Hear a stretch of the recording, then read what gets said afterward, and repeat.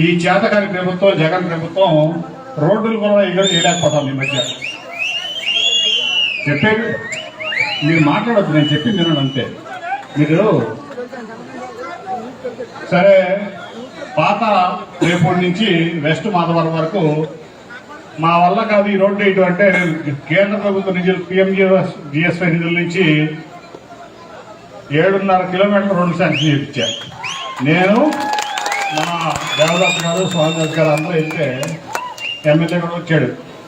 నేను ఇస్తున్నపేటలో చెప్పాను, మీకు కానీ జగన్మోహన్ రెడ్డికి కానీ ఈ ప్రాంతాన్ని అభివృద్ధి చేయడం చేత కాకపోతే మాకు చెప్పండి, మేము చేసి చూపిస్తామని అక్కడ రోడ్డు ఇచ్చాం. అట్లాగే ఆ రోజు కూడా ఏకొండూరు మండలంలో విసనపేట మండలం గురించి చెప్పారు. ఏకొండూరు మండలంలో ఇట్లాగే మీరందరూ కూడా భారీ ర్యాలీతో మమ్మల్ని రిసీవ్ చేస్తున్నారు. అక్కడికి వెళ్ళాం. కేంద్ర ప్రభుత్వ నిధులతో మన తెలుగుదేశం పార్టీ సాధించుకున్న నిధులతో రోడ్డు శంకుస్థాపన చేసిన ఎమ్మెల్యే కూడా ఉన్నాడు అక్కడ. చేతకాని ఎమ్మెల్యే, చేతకాని ముఖ్యమంత్రి, చేతకాని పార్టీ మన నిధులతో, అర్థమైందా? మన నిధులతో ఇచ్చారు రోడ్డు. అట్లాగే అంతకుముందు కూడా మనం ఇక్కడికి వచ్చినప్పుడు ఇట్లాగే మీరు అందరూ కూడా ఎప్పుడు వచ్చినా ఆత్మీయంగా ఆహ్వానిస్తారు. అలా ఈరోజు చూసాం ఇంతమంది ఇంత ప్రేమతో. అప్పుడు కాదు, 2013 జనవరి నుంచి కూడా ఆ రోజు చంద్రబాబు నాయుడు గారి పాదయాత్ర రోజు నేను నన్ను ఇన్ఛార్జిగా ఇక్కడ ప్రకటించడం విజయవాడ పార్లమెంట్కి. ఆ రోజు మొట్టమొదటిగా ఖమ్మం జిల్లా నుంచి తెలంగాణ నుంచి జగ్గైపేట గరికపాడు దగ్గర చంద్రబాబు నాయుడు గారి అటెంప్ట్లో మన రఘురామ్ గారి ఆధ్వర్యంలో దాదాపు 1,00,000 మంది ఆ రోజు చంద్రబాబు నాయుడు గారికి ఆహ్వానం వచ్చారు. జగ్గైపేట నియోజకవర్గంలో వీళ్ళందరూ కూడా వచ్చారు ఆ రోజు. అట్లా ఈరోజు కూడా ఈ తిరువూరు కానీ, తర్వాత జగ్గైపేట కానీ, నందిగామ కానీ, విజయవాడ వెస్ట్ కానీ, ముఖ్యంగా తిరువూరు, తర్వాత జగ్గైపేట, తర్వాత విజయవాడ వెస్ట్, ఈ 3 కాన్స్టిట్యున్సీల్లో ఉన్నటువంటి తెలుగుదేశం పార్టీ కార్యకర్తలు, బలమైనటువంటి కార్యకర్తలు, ప్రేమాభిమానాలు కలిగినటువంటి కార్యకర్తలు, నాయకులు నేను ఎక్కడ చూడాలి. మొదటి నుంచి చెప్తా, అప్పుడు కాదు, అది 7 ఏళ్ళని చెప్తాను. సో మనం చెప్పబోయేది ఏంటంటే, బలమైనటువంటి నాయకులు ఉన్నారు, బలమైనటువంటి కార్యకర్తలు ఉన్నారు.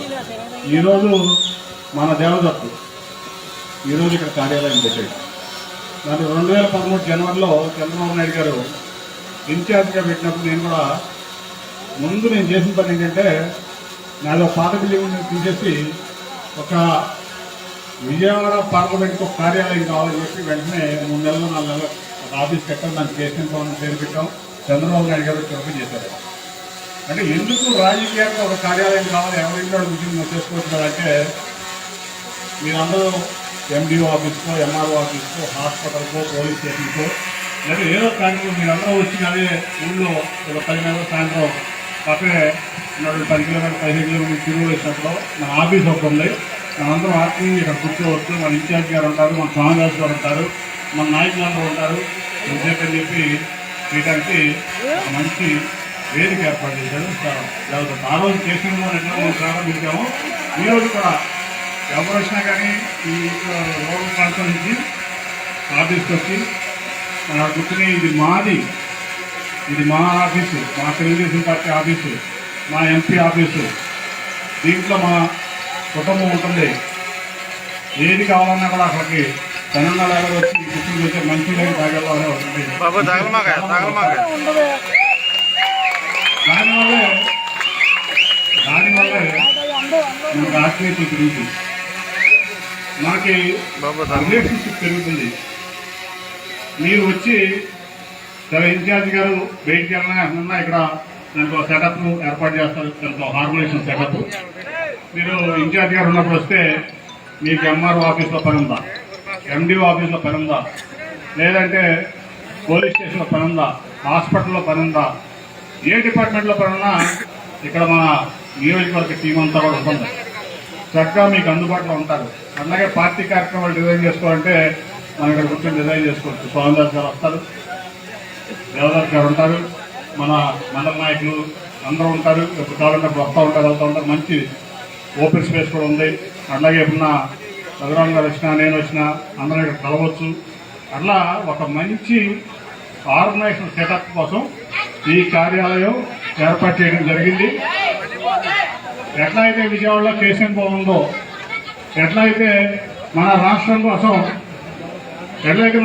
కోసం ఎన్టీఆర్ ట్రస్ట్ భవన్ ఉందో, అట్లాగే ఈ తిరువూరు నియోజకవర్గానికి ఒక మంచి కార్యాలయాన్ని, ఒక మంచి మీటింగ్ సెంటర్ని అందరూ ఏర్పాటు చేసినటువంటి దేవదత్తు నేను అభినందిస్తాను ఈ సందర్భంగా. ఇక్కడి నుంచి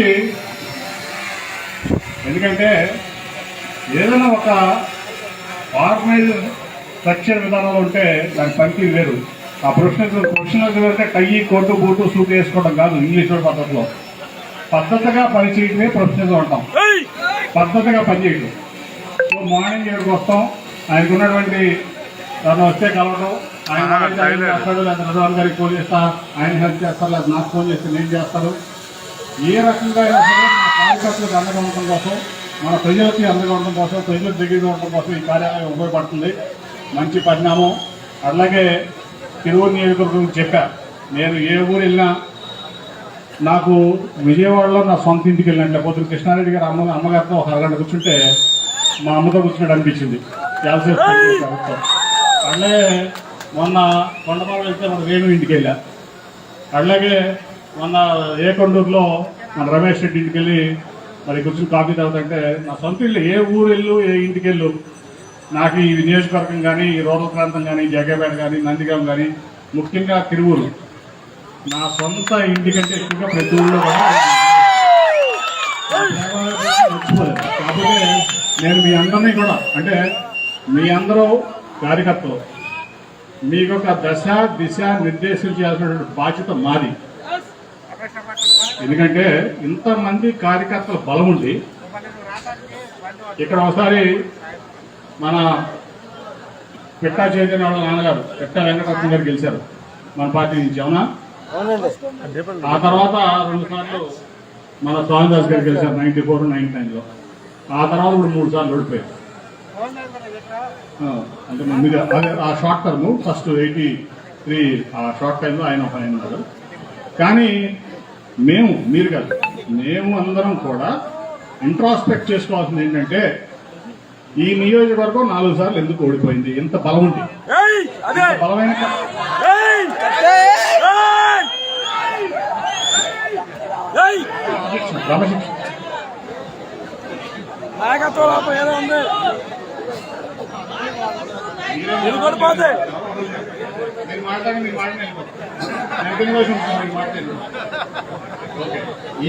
ఈ నియోజకవర్గం 2004, 2005, 2009, 2014, 2019లో ఇంత బలమైనటువంటి నాయకులు కేడరు ఉండి ఈ నియోజకవర్గం ఎందుకు ఓడిపోయింది అనేది మీరు కాదు, మేము చర్చించుకుని మీకు ఒక డైరెక్షన్ ఇవ్వాలి, ఒక దశ దిశ నిర్దేశం.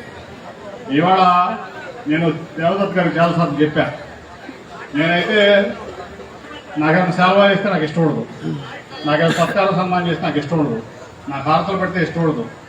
ఎందుకంటే మనం ప్రజల కోసం ప్రజలు సేవ చేయడానికి వచ్చాం ఇక్కడ. దానికి మనం ఇప్పుడు ఏంటంటే కొత్తగా వచ్చినటువంటి వ్యక్తులు ఏమనుకుంటారంటే ఈ శాల్వాలు కట్టినప్పుడు, జిందాబాదులు కొట్టినప్పుడు నేను అన్ని నిజాలు మాడుతున్నా, కూడా గమనించుకోవాలి. ఈ హారతలు పట్టినప్పుడు, జిందాబాదులు కొట్టినప్పుడు, ఈ ఊరేగింపులు చేసినప్పుడు, ఈ ర్యాలీలు చేసినప్పుడు, లేకపోతే గ్రామాల్లోకి వెళ్ళినప్పుడు మీరందరూ తెలుగుదేశం పార్టీ కార్యకర్తలు మాకు గౌరవించినప్పుడు మేము గెలిచిపోతాం అనుకుంటాం. అది మనం చేసేది తప్పు.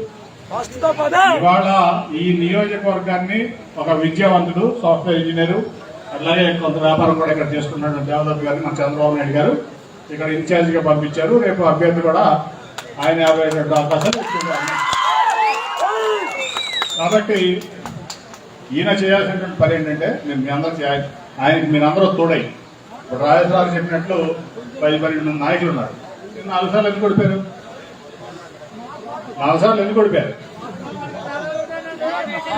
కాబట్టి నేను దాని గురించి ఆలోచించుకోవాలి.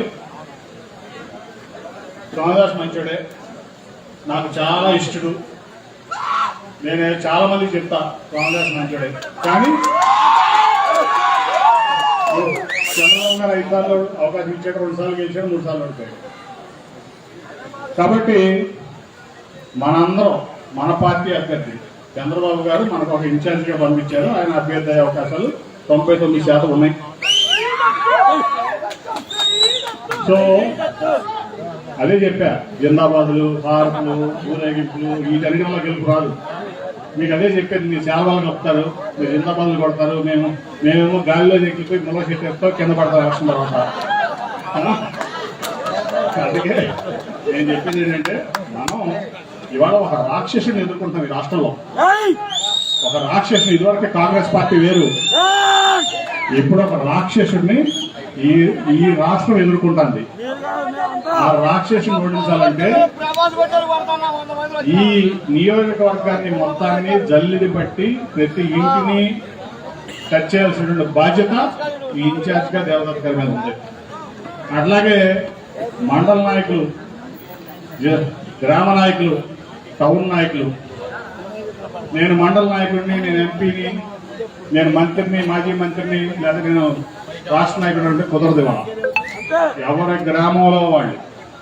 ఎవరి గ్రామంలో వాళ్ళు ఈ పార్టీ గెలిచేటువంటి బాధ్యత తీసుకోవాలి.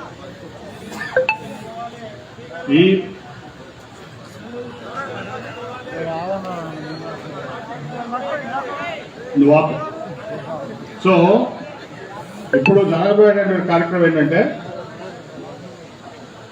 చంద్రబాబు నాయుడు గారు గత 5 ఏళ్లు అన్నీ చేశాడు. తిరువూరు నియోజకవర్గ సంగతి తీసుకుందాం. మన చింతలపూడి లిఫ్ట్ ఇరిగేషన్ స్కీమ్ ఇందాక మన గౌరవ మాజీ మంత్రి గారు దేవినేని ఉమా గారు చెప్పారు, దగ్గర 5,000 కోట్లు. అట్లాగే ఆ రోజు ఆ మీటింగ్ లో మన స్వామిదాస్ గారు చంద్రబాబు నాయుడు గారి దగ్గర స్లిప్ ఇచ్చారు. ఏంటి అన్నాడు, నాకు పెట్టలవారిగూడెం లిఫ్ట్ ఇరిగేషన్ స్కీమ్ కావాలండి. ఈ తిరువూరు నియోజకవర్గంలో దాదాపు 300 చెరువులు ఉన్నాయి. ఆ ఇరిగేషన్ వస్తే చింతపూడితో పాటు పెట్టలవాడు ఇరిగేషన్ స్కీమ్ వస్తే, లిఫ్ట్ ఇరిగేషన్ స్కీమ్ వస్తే నాకు 300 చెరువులు నిండుతాయి. గ్రామాలన్నీ కూడా నీటితో కలకలలాడతాయి, సస్యశ్యామంగా. అన్ని గ్రామాలు దాదాపు 80-90 గ్రామాలు ఉంటాయి మన నియోజకవర్గంలో. 4 మండలాలు, ఒక టౌన్. అట్లాగే ఆ టౌన్ కాకుండా ఒక 80 గ్రామాలు, 80 గ్రామాలు ఉంటాయి. అన్నీ కూడా రైతాంగం బాగుపడుతుందంటే అప్పటికప్పుడు అదే స్టేజ్ మీద మీ అందరూ గుర్తుండే ఉంటుంది, మీరు అందరూ కూడా ఉన్నారు ఆ మీటింగ్ లో. లిఫ్ట్ ఇరిగేషన్ స్కీము అప్పటికప్పుడు పెట్టలవారిగూడ స్కీము, లిఫ్ట్ ఇరిగేషన్ స్కీము ఆయన అనౌన్స్ చేశారు. అట్లాగే జగ్గేపేటలో ముక్త్యాల లిఫ్ట్ ఇరిగేషన్ స్కీమ్ ఇచ్చారు. అంతకుముందు రమణ గారు బతుకున్నప్పుడు చేసినటువంటి లిఫ్ట్ ఇరిగేషన్ స్కీమ్ అన్ని తెలుగుదేశం పార్టీ చేసినాయి నందిగాంలో.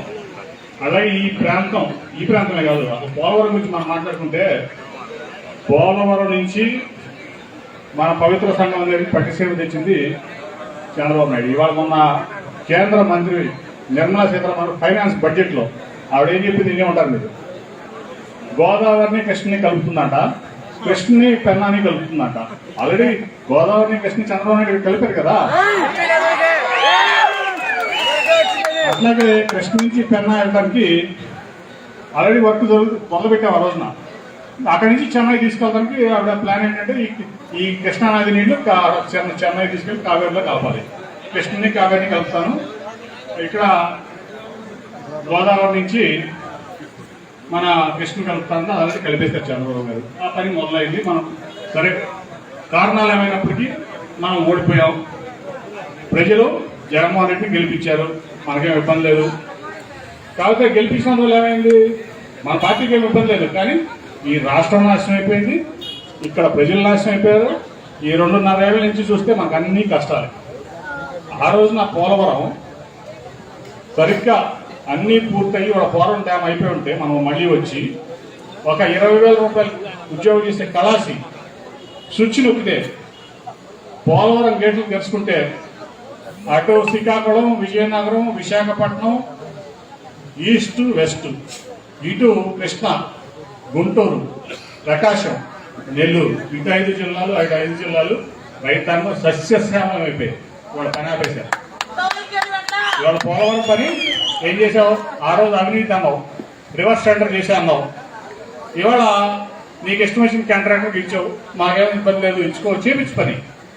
ఆ పని దాంట్లో మన వేసిన డయాఫామ్ వాళ్ళు దాన్ని చేయకుండా ఏదో చేసేపటి కొత్త కాంట్రాక్టర్ వచ్చి ఇవాళ ప్రాజెక్ట్ మొత్తం ఆగిపోయింది. కేంద్రం నుంచి ఫండ్ ఇవ్వట్లా, ఇతర పూర్తి చేయలేడు. ఎవరికి నష్టం? ఎవరికి నష్టం? ఈ రాష్ట్ర రైతాంగానికి నష్టం, ఈ రాష్ట్ర ఆర్థిక పరిస్థితికి నష్టం.